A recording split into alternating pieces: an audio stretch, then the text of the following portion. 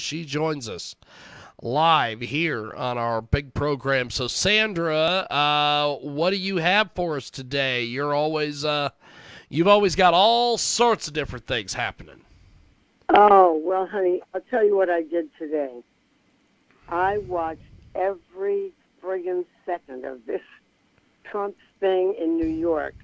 I lived in New York for a long, long time, and I'll tell you, that city is gorgeous. And I spent a lot of time at Trump Towers. Well, of course, today we got to see Donald Trump come out of Trump Towers. Yesterday I saw him go into Trump Towers. It's like the event of the year, you know. He has a glamour about him. No matter how evil the situation is, he shows up in 19 limousines, looking absolutely stunning. I mean, the man should be completely a wreck by now, but he's standing up tall and straight and articulate and beautifully dressed, and shows up in his own plane and then gets into his own limousines. It's just glamour, glamour, glamour, and then goes to Trump Tower. And all for this horrible trial thing. I watched the whole thing today. I am literally sick. I'm sick watching it because it's completely unjust. It's completely despicable that they're bringing all these charges against him. They're nothing. They've been tried a gazillion times already. They've been dropped. It's just, this Braggs, this New York guy who's in charge, just hates Donald Trump. And so he wants to bring him to court every chance that he can and get him in as much trouble as he possibly can. But it seems to be backfiring because you know what? Donald Trump, I don't know what it is about him. He just has this star quality, So he shows up, the bad guy, looking like a movie star, acting like a movie star, having fans cheering for him like he's some kind of a star. I don't know, can't seem to do anything wrong. On the other hand, this is very hurtful to him in the long run. Can he keep surviving all these different court situations?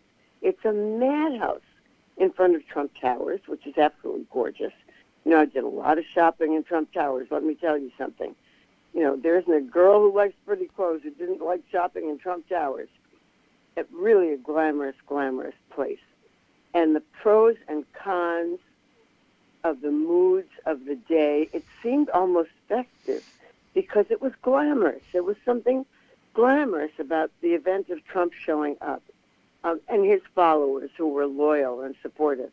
A lot of people didn't like him also, but mostly he had his followers there, and it was civilized. Nobody was fighting or doing anything despicable.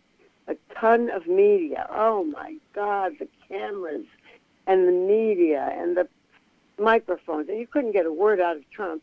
He was just dignified and quiet and went quietly from place to place and got in his limos one after another and went to the courthouse today and was fingerprinted. Big deal. This is I don't know what they thought was going to happen. They were going to throw him in jail or something. He got fingerprinted. He managed to not have anything untowardly done with him while he was in court. There were no unpleasant mugshots and no handcuffs and nothing like that. He was there for maybe 30 minutes to an hour, a little longer than I had expected. I'm watching every molecule of every minute that he is breathing. He was given 34 charges for falsifying records, which of course is ridiculous. None of them are going to hold any steam. All the lawyers who are on his team, feel like this is a complete waste of time in terms of the court. There's nothing that they really have on him. Trump was filled with his usual swagger, his stoic personality. He was a bit stone-faced, but handsome. I mean, he didn't look angry. He didn't look undone. Just totally together. Give it to Trump. He took this nightmare and turned it into a Trump rally. I swear to God. Because now people are more for Trump than ever. And you would think they wouldn't be. I'm exhausted. I am exhausted. And I, who have written 2 Trump books, Dear Donald, Letters from a Loving Deplorable, and Dear Donald, 4 more years, And I, Sandra Lee, who is writing her third Trump book, Dear Donald, A Rainbow in a Winter Sky, I am ready to give up. I am exhausted. This man is just inexhaustible. There's something miraculous about who he is. I don't know what it is. He's chosen. He's blessed. He's protected. He's surrounded by guardian angels. He's impervious. He's energetic without ceasing. And he's increasing in the polls. He raised $8 million, I think in 5 days. I've never seen anything like it, to support his legal needs. He has top lawyers, one of the top lawyers in the country, left his law firm so that he could support Trump through all of these legal things that are coming up. And it's not about money, because believe me, he was with a law firm that would give him a gazillion dollars a second. It's about loyalty to Trump. It's about wanting to fight for what he thinks is right. There is unanimous support from the Republicans because they know that this is a witch hunt. Even Jeb Bush, who, you know, is not one of, Trump is not his favorite person in the whole world, but even he said this is intolerable, it's unacceptable, as many, many Republicans stood up for Trump. They don't like to see the weaponization of the legal system, and that's what this is. This is a political witch hunt. It's disgusting, and it doesn't stop. They will not leave this man alone. Why, James? Why? I'll tell you why. They're terrified of him. They're terrified of him. You know why? The bad guys can't hide anymore. He can't be bought. He has a mission, and he's made a pact with God. And I know he's not a saint. I know that. I'm always defending his spirituality because I know the man has an unsaintly history, but he has a saintly presence, and he's committed to decency and making the world right and making the country right and saving democracy in this country. If we don't save it now, we might as well just all give up to China, because China and Russia will take over the world. All these terrible countries that are not living in ways that we want to live will take over the world. We have to wake up. The battle that he is fighting is absolutely, unspeakably difficult. I can't believe he has the courage to do it again. I can't believe his wife will back him up in this. I'm sure it has to be hard for her. I can't believe I'm praying for her. Usually I'm very jealous of her because she's so damn beautiful, and she's so rich, and she has everything every woman would probably enjoy having. Well, maybe not, because there's a lot of drama there. But, you know, you can't help but be a little bit envious of somebody that gorgeous. No more. I'm not envious. I have become humbled and loving and supportive of Melania because I'm thinking, God bless you for putting up with all of this and supporting this man through all of this turmoil. And so there they go, the two of them fighting this together. And Trump has the will of a dynamo. His work is cut out for him. This is political prosecution. I don't know if he can survive it. I'm hoping that he can. Bill Barr says it's an overreach by the prosecution. People who are even against Trump are for him now. They don't like to see this kind of abuse.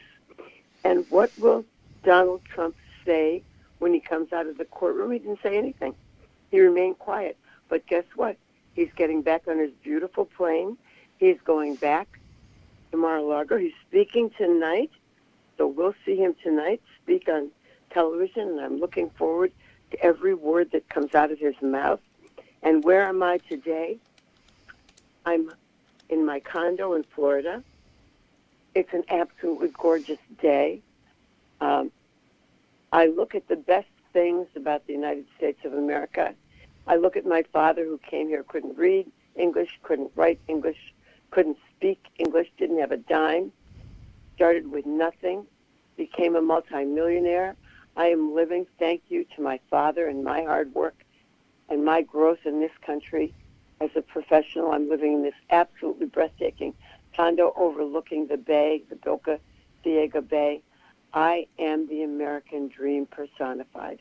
I don't want to see the American dream destroyed by communists, by socialists, and by people who care more about their money than they do about their soul. So please, please support Donald Trump. And that's all I have to say. I haven't shut up for 1 minute. You want me to shut up? No, you're good, Sandra. You're good. We have got rambling. Have you ever heard Sandra me Lee ramble with us like this? today. Go ahead, Sandra. I can't shut up. I just want everybody to please back up this man, because you know what? Nobody is going to fight as hard to straighten out the evil that has become a part of this country than Donald Trump. So please, please, please give it your all. And that's all I have to say, James.